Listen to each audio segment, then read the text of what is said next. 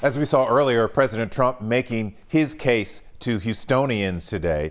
It is rare for a sitting president to make a campaign push against the opposing party so early in the race. But David Gonzalez reports this is a very different election cycle.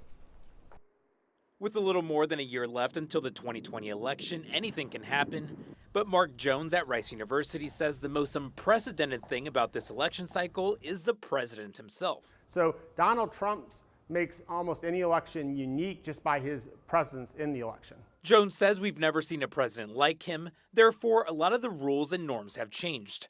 He says normally you wouldn't see the sitting president get involved this early in the primary of a rival party. One reason that President Trump probably is getting into this race a little earlier is this: he's taking advantage of the fact that it's in Houston, where he can point out the contradiction between the economic livelihood of Houston and many of the Green New Deal plans by Democrats that would be devastating for Houston's economy. And unlike previous elections, people have strong feelings against the actual person in office, which Jones says in 2020 makes the GOP in the Lone Star states vulnerable to a Democratic takeover. In Houston, David Gonzalez, KHOU 11 News.